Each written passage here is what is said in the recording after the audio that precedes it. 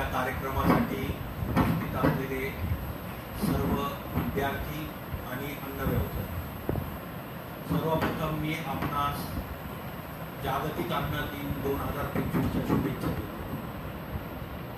खरं तर विद्यापीठांनी हा एक अत्यंत चांगला असा कार्यक्रम आयोजित केलेला आहे आणि त्याचबरोबर हे जे सणासुदीचे दिवस आहेत त्यामध्ये केवळ अन्न क्वांटिटी वाईज महत्त्वाचं नसून त्याची क्वालिटी ही अत्यंत महत्त्वाची आहे आणि त्या दृष्टीने हा जो कार्यक्रम आयोजित केलेला आहे जागतिक अन्न दिनानिमित्त तो एक दुर्दशा करायोग्य असं मला वाटतं। तर आपण जर बघितलं तर माझं डिपार्टमेंट जे आहे अन्न व औषध प्रशासन हे आपण नेहमी वर्तमानपत्रामध्ये चर्चेमध्ये असतं की सणासुदीच्या दिवसामध्ये किंवा इतर वेगवेगळ्या कालखंडामध्ये त्याच्यामध्ये वेगवेगळ्या मोहिमा पण घेतल्या जातात। तर या डिपार्टमेंटची जे आहे पूर्वी अन्न भेसळ प्रतिबंधक कायदा हा 1956 साली आपल्या देशामध्ये त्याची अंमलबजावणी सुरू झालेली होती। तर हा अन्न भेसळ प्रतिबंधक कायदा जो आहे तो तर त्याच्यामध्ये शिक्षेची तरतूद होती, डायरेक्ट म्हणजे न्यायालयामध्ये आपण खटले दाखल करत होतो आणि त्याचबरोबर त्या ठिकाणी दंडात्मक अशी तरतूद काही नव्हती आणि कालानुरूप बऱ्याच गोष्टी या अन्न व्यवसायामध्ये बदलत गेल्या। तर त्यामुळे आपल्या संसदेने 2006 साली अन्न सुरक्षा व मानदे कायदा हा कायदा पास केलेला होता, ज्याची अंमलबजावणी आपल्याकडं 5 ऑगस्ट 2011 पासून सुरू झालेली आहे। आणि पूर्वीच्या ज्या कायद्यामध्ये अन्न निरीक्षक होते तर त्यांचं डेसिग्नेशन जे आहे ते बदलून अन्न सुरक्षा अधिकारी झालं आणि त्याचबरोबर या कायद्यामध्ये बरेच आमूलाग्र बदल हे जागतिक पातळीवर जसा अन्न व्यवसाय मध्ये बदल झालेले त्यानुसार केले गेलेले। तर आमच्याकडे जी कार्यपद्धती आहे त्याच्यामध्ये आमच्याकडे वेगवेगळ्या मोहिमा या सणासुदीच्या दिवसामध्ये किंवा उन्हाळ्याच्या दिवसामध्ये उन्हाळ्याच्या शीतपेय असतील किंवा आंब्याच्या सीझनमध्ये फळं वगैरे आहेत यांच्या मोहिमा राबवल्या जातात। तसंच सणासुदीच्या दिवसामध्ये ठराविक प्रकारचे अन्नपदार्थ याचा खप बाजारामध्ये प्रचंड वाढलेला असतो आणि मग त्याच्यामध्ये भेसळ करण्याची प्रवृत्ती वाढते। तर त्याच्यावर नियंत्रण ठेवण्यासाठी आमच्याकडं अन्न सुरक्षा अधिकारी जे आहेत ते या ठिकाणी वेगवेगळ्या आस्थापनांना अन्न उत्पादन असतील किंवा विक्री करणाऱ्या आस्थापना असतील त्या ठिकाणी भेट देऊन कार्यवाही करत असतात। तर आपल्या या अन्न सुरक्षा आणि मानदे कायद्याप्रमाणे कुठल्याही व्यक्तीला जर अन्न व्यवसाय करायचा असेल तर त्याला परवाना किंवा नोंदणी घेतल्याशिवाय अन्न व्यवसाय करता येत नाही। ही अत्यंत महत्त्वाची गोष्ट या कायद्यामध्ये आहे।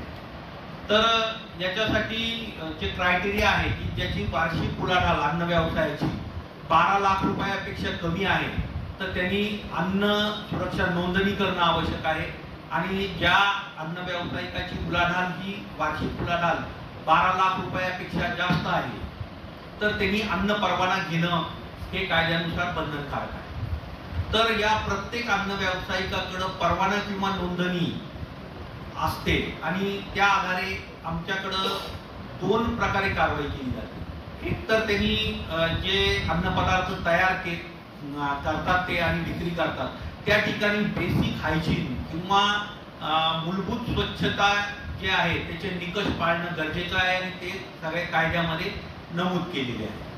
तर त्याप्रमाणे त्यांनी केवळ अन्नपदार्थ उत्पादन करताना तो सुरक्षित आहे यापेक्षा त्यांनी स्वच्छतेची देखील काळजी घेतली पाहिजे। त्या ठिकाणी बेसिक ज्या हायजेनिक कंडिशन आहे त्या फॉलो केल्या पाहिजे। आणि दुसरा जो मुद्दा आहे तो त्यांनी क्वालिटी अन्नपदार्थ तयार केले पाहिजे जे कायद्याने त्याला बंधनकारक ज्या कृती केलेल्या आहेत त्या चौकटीत त्यांनी सुरक्षित अन्नपदार्थ तयार करून ते ग्राहकांना दिले पाहिजे। तर याच्यामध्ये जे आहे आपण बघतो की आपण ज्यावेळी बऱ्याच वेळेला बाजारात जातो तर पूर्वीच्या काळामध्ये प्रमाणामध्ये सुट्ट्या अन्नपदार्थांची विक्री होती, पण आता जर आपण गेलो तर मॉलमध्ये पॅकेज अन्नपदार्थाची विक्री मोठ्या प्रमाणात होते। तर त्यामुळे आपली जबाबदारी देखील वाढली, कारण इतके वेगवेगळ्या प्रकारचे अन्नपदार्थ या मॉलमध्ये विक्रीसाठी ठेवलेले असतात, तर त्या प्रत्येकावरचं लेबल जे आहे ते आपण बारकाईने वाचलं पाहिजे. तर त्या लेबलवर कायद्यानुसार त्यांनी त्या अन्नपदार्थामध्ये काय घटक वापरले ते नमूद केलं पाहिजे, त्याचा बॅच नंबर नमूद केला पाहिजे, उत्पादनाची तारीख त्यांनी नमूद केली पाहिजे, त्याचबरोबर त्याचं वजन नमूद केलं पाहिजे, त्याची MRP नमूद केली पाहिजे, त्याचा कन्झ्युमर केअर नंबर जो आहे तो आणि उत्पादकाचा पूर्ण पत्ता, त्याचबरोबर व्हेज जर ते अन्नपदार्थ असेल तर तो ग्रीन मोनोग्राम त्याच्यावर असला पाहिजे आणि नॉनव्हेज जर असेल तर त्याच्यावर रेड मोनोग्राम असला पाहिजे.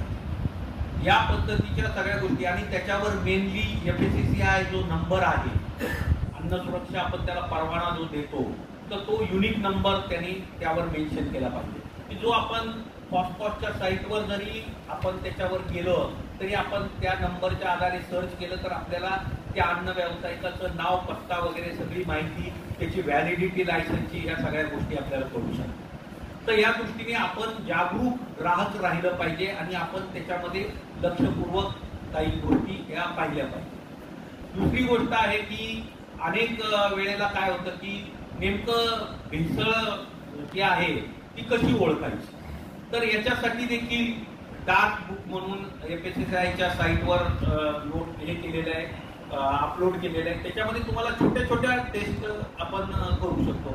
उदाहरणार्थ आता खवा वगैरे जे आहे, खवा जर आपण किंवा आपल्याला जर ओळखायचं असेल की बाबा खव्यामध्ये काही स्टार्च वगैरेची काही भेसळ केलेली आहे का, कारण स्टार्च हा स्वस्त पदार्थ आहे, तर त्या दृष्टीने सणासुदीच्या काळामध्ये अशी काही भेसळ होते का, तर त्याच्यासाठी आपण साधं टिंचर आयोडीन जर त्याच्यावर टाकलं तर त्याला जर काळपट रंग आला तरी आपण त्या गोष्टी ओळखू शकतो. किंवा काही डाळी वगैरे आहे किंवा तुमचे काही रवा, आटा, मैदा वगैरे आहे, तर या ठिकाणी आपण व्हिज्युअल ऑब्झर्वेशननी देखील पाहू शकतो की तो खराब झालेला आहे का, त्याला काही जाळी वगैरे लागलेली आहे का, किंवा डाळीला काही रंग लावलेला आहे का. जर समजा अशी डाळ आपण पाण्यात टाकली आणि आपल्याला जर त्याचा रंग जर स्प्रेड झालेला दिसला पाण्यात, तर आपण निश्चितपणाने त्या भेसळी आपल्या घरच्या घरी देखील ओळखू शकतो. त्याचा प्रत्येक भेसळीसाठी आपल्याला प्रयोगशाळेमध्ये जाण्याची गरज नाही, परंतु ज्यावेळी आपल्याला कायदेशीर कारवाई करायची आवश्यकता असते त्यावेळी आमच्या अन्न सुरक्षा अधिकाऱ्यांना ते नमुने प्रयोगशाळेकडे पाठवून त्याचा अहवाल घ्यावा लागतो. तर या ज्या गोष्टी आहेत या आपण बारकाईने लक्ष ठेवलं पाहिजे, जेणेकरून आपल्याला केवळ अन्न प्रमाण म्हणजे जास्त प्रमाणात उत्पादन करायचं नाही, तर ते सुरक्षित अन्न कसं होईल तर त्या दृष्टीने देखील आपल्याला प्रयत्न करायचे आहे. त्याचबरोबर